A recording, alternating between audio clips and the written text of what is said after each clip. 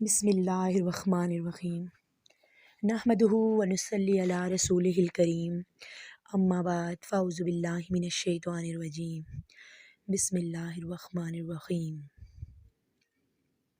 الحمد للہ رب العالمین۔ سب تعریفیں اللہ ہی کے لیے ہیں جو تمام جہانوں کا پالنے والا ہے۔ الرحمن الرحیم، بڑا مہربان، نہایت رحم کرنے والا۔ مالکی یوم الدین، قیامت کے دن کا مالک ہے۔ الحمد للہ رب العالمین۔ اس آیت سے ہمیں یہ پتہ چلتا ہے کہ تمام تعریفیں اللہ ہی کے لیے ہیں۔ اس کا مطلب یہ ہے کسی انسان کے اندر کوئی خوبی، حسن یا کمال ہے تو وہ بھی اللہ تعالیٰ کا پیدا کردہ ہے، اس لیے حمد تعریف کا مستحق بھی وہی ہے۔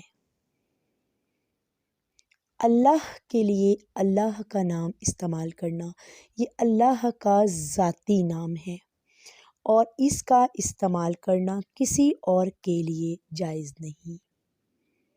الحمدللہ، یہ کلمہ شکر ہے جس کی بڑی فضیلت حدیث میں آئی ہے۔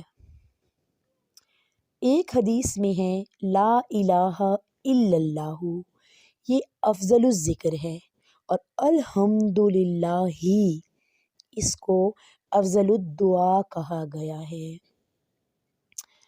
اسی طرح ایک اور حدیث میں بیان ہوتا ہے الحمدللہ تملأ المیزان، کہ الحمدللہ میزان کو بھر دیتا ہے۔ ایک اور حدیث میں آتا ہے کہ اللہ تعالیٰ اس بات کو پسند فرماتا ہے کہ ہر کھانے اور پینے پر بندہ اللہ کی حمد کرے، اللہ کی تعریف بیان کرے، رب العالمین کی تعریف بیان کرے۔ اسی طرح اللہ تعالیٰ کی تعریف بیان کرنا، بار بار تعریف بیان کرنا، یہ انسان کے لیے بہت بابرکت اور خیر کا سبب ہے۔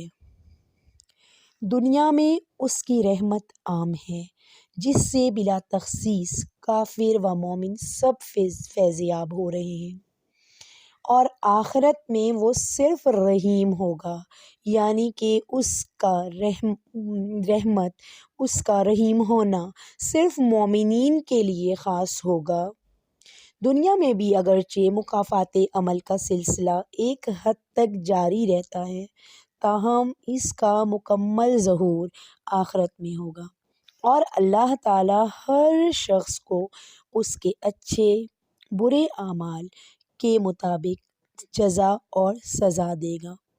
تو اسی طرح سے دنیا میں عارضی طور پر اور بھی کئی لوگوں کے پاس جیسا کہ اختیارات ہوتے ہیں، لیکن آخرت میں تمام اختیارات کا مالک صرف اور صرف اللہ ہی ہوگا۔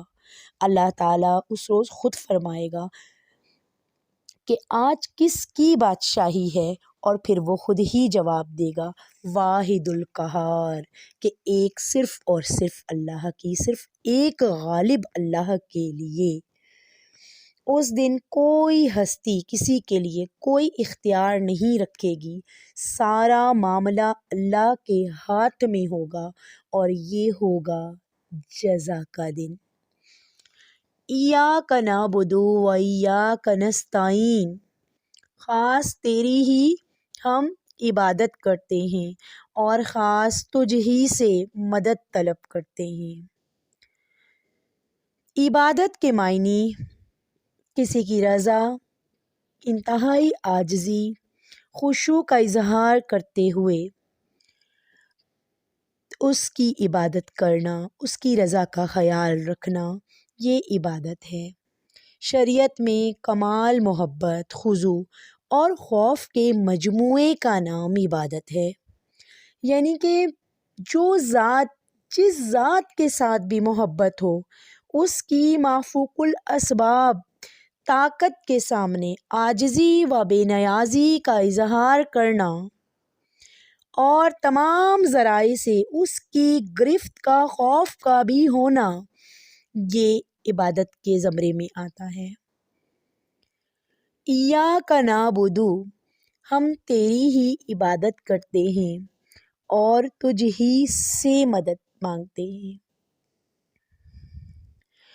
نہ عبادت اللہ کے سوا کسی اور کی جائز ہے اور نہ ہی اس کا کرنا بہتر ہے۔ صرف اور صرف ایک اللہ کی عبادت کرنی چاہیے، وہ مافوق الاسباب ہے۔ لیکن کچھ لوگ ہیں کہ جو عوام کو مغالطے میں ڈالنے کی کوشش کرتے ہیں اور کہتے ہیں کہ دیکھو ہم بیمار ہو جاتے ہیں تو ڈاکٹر سے مدد لیتے ہیں، بیوی سے مدد چاہتے ہیں، ڈرائیور اور دیگر انسانوں سے مدد کے طلبگار ہوتے ہیں۔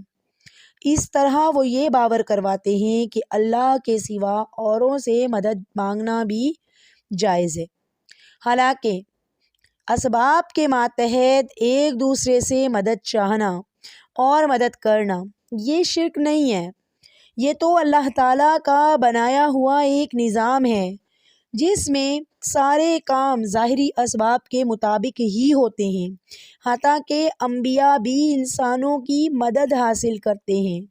حضرت عیسیٰ علیہ السلام نے فرمایا من انصاری الی اللہ، اللہ کے دین میں کون میرا مددگار ہے؟ اللہ تعالیٰ نے اہل ایمان کو فرمایا وتعاونوا علی البر والتقوی، نیکی اور تقوی کے کاموں پر ایک دوسرے کی مدد کیا کرو۔ تو اس طرح سے ہمیں یہ واضح ہو جاتا ہے کہ یوں مدد کرنا جائز ہے اور یہ اللہ تعالیٰ ہی کا بنایا ہوا ایک نظام ہے۔ تو یہاں پر اگر ہم توحید کی اقسام پر نظر ڈالتے چلیں، توحید کی ایک طرح سے ہم 3 اقسام بیان کر سکتے ہیں۔ توحید ربوبیت سے مراد اس کائنات کا خالق، مالک اور مدبر صرف اور صرف اللہ تعالیٰ ہے، اور یہ تقریباً تمام لوگ اس بات کو مانتے ہیں، حتیٰ کہ مشرکین بھی اس بات کے قائل رہے ہیں۔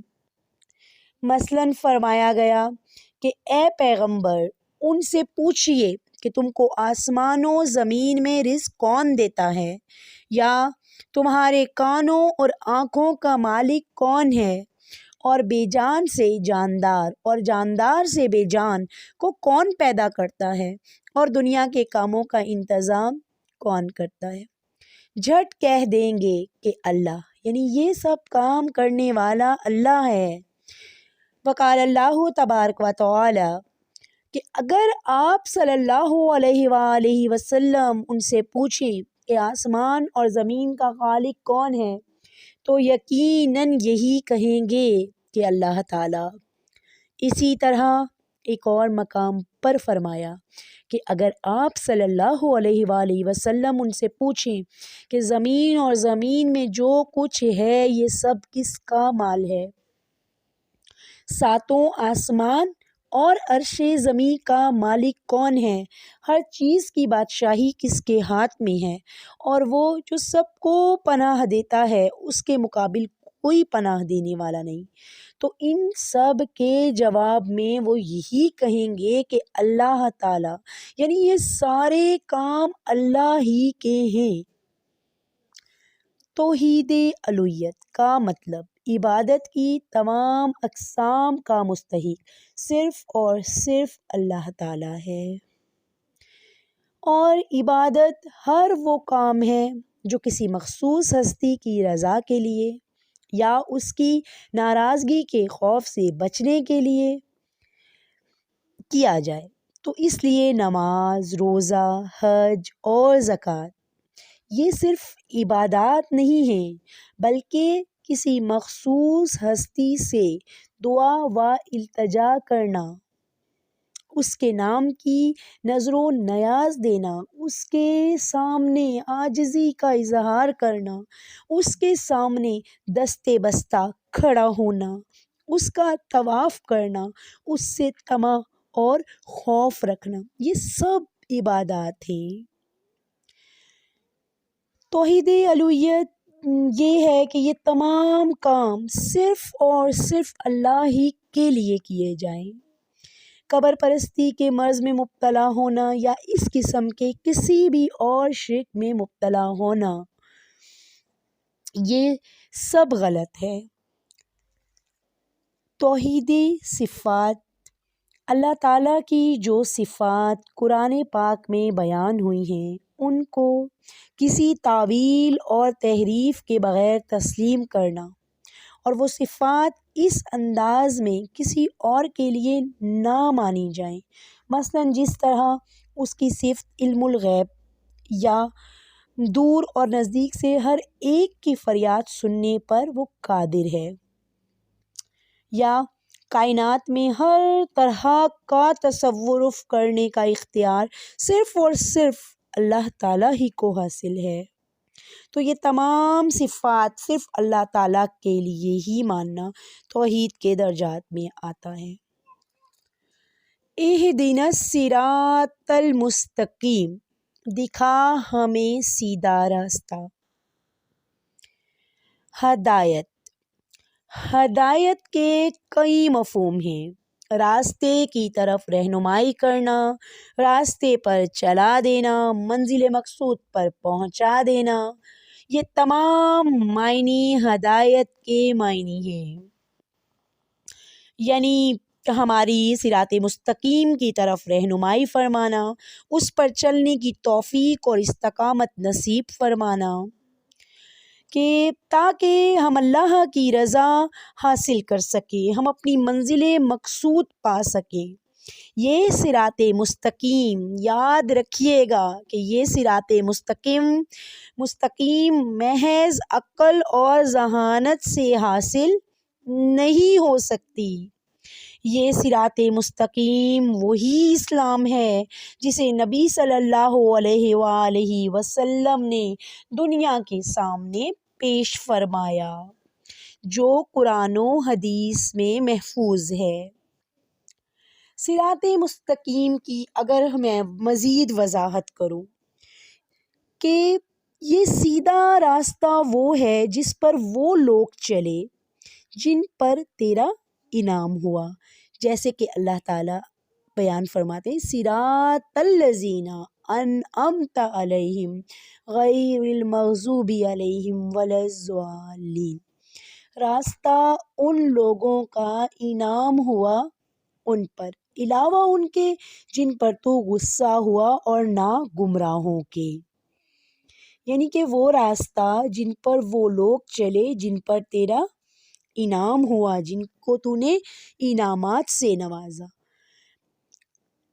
وہ جن پر تیرا فضل ہوا، انبیاء، شہداء، صدیقین، صالحین، یہ تمام ان درجوں میں شامل ہیں۔ وقال اللہ تبارک و تعالی، اور جو اللہ اور اس کے رسول کی اطاعت کرتے ہیں وہ قیامت کے روز ان لوگوں کے ساتھ ہوں گے جن پر اللہ نے انعام کیا، یعنی انبیاء، صدیقین، شہداء اور صالحین، اور ان لوگوں کی رفاقت بہت ہی خوب ہے۔ اس آیت میں یہ بھی وضاحت فرما دی گئی کہ انعام یافتہ لوگوں کا یہ رستہ اطاعت الہی اور اطاعت رسول ہی کا رستہ ہے، نہ کہ کوئی اور رستہ۔ اب جبکہ دوسری طرف مغضوبی علیہم، وہ لوگ جن پر اللہ تعالیٰ غصہ ہوئے، اگر اس پر روشنی ڈالی جائے تو بعض روایات سے ثابت ہوتا ہے کہ جن پر اللہ کا غضب ہوا، اس سے مراد یہودی اور ضالین، یعنی کہ ضالین گمراہوں سے مراد نصارہ ہیں۔ ابن ابی حاتم کہتے ہیں کہ مفسرین کے درمیان اس میں کوئی اختلاف نہیں ہے، اسی لیے صراط مستقیم پر چلنے کی خواہش رکھنے والوں کے لیے ضروری ہے کہ وہ یہود اور نصارہ دونوں کی گمراہیوں سے بچ کر رہیں۔ یہود کی بڑی گمراہی یہ تھی کہ وہ جانتے بوجھتے صحیح راستے پر نہیں چلتے تھے، اطاعت الہی میں تحریف کرنے سے، ہیلا کرنے سے گریز نہیں کرتے تھے۔ حضرت عزیر کو ابن اللہ نعوذ باللہ کہتے، اور اسی طرح کی برائیاں ان میں پائی جاتی تھی۔ جبکہ نصارہ کی بڑی غلطی یہ تھی کہ انہوں نے حضرت عیسیٰ علیہ السلام کی شان میں غلو کیا، انہیں ابن اللہ، اللہ کا بیٹا اور تین خدا میں سے ایک قرار دیا۔ مگر افسوس صد افسوس کہ امت محمدیہ میں بھی یہ گمراہیاں عام ہیں، اور اسی وجہ سے وہ دنیا میں ذلیل و خوار ہو رہے ہیں۔ اللہ تعالیٰ سے دعا ہے کہ ہمیں ضلالت کے گھڑے سے نکالے تاکہ ہم محفوظ ہو سکیں، اللہ تعالیٰ کی حفاظت میں آ سکیں، آمین۔ ایک اور بات پر روشنی ڈالتی جاؤں کہ سورہ فاتحہ کے آخر میں آمین کہنے کی نبی صلی اللہ علیہ وآلہ وسلم نے بڑی تاکید اور فضیلت بیان فرمائی ہے۔ کرم مانگتی ہوں، رحم مانگتی ہوں، الہی میں تجھ سے دعا مانگتی ہوں، عطا کر تو شان رحیمی کا صدقہ، دلا دے الہی کریمی کا صدقہ، نہ مانگوں گی تجھ سے تو مانگوں گی کس سے، میں تیری ہوں تجھ سے دعا مانگتی ہوں، کرم مانگتی ہوں، رحم مانگتی ہوں، الہی میں تجھ سے دعا مانگتی ہوں، الہی تجھے واسطہ پنج تن کا، وہ شاداب غنچہ دلوں کے چمن کا، الہی تجھے واسطہ غوث الورا کا، انہی کے صدقے کرم مانگتی ہوں، کرم مانگتی ہوں، رحم مانگتی ہوں، الہی میں تجھ سے دعا مانگتی ہوں۔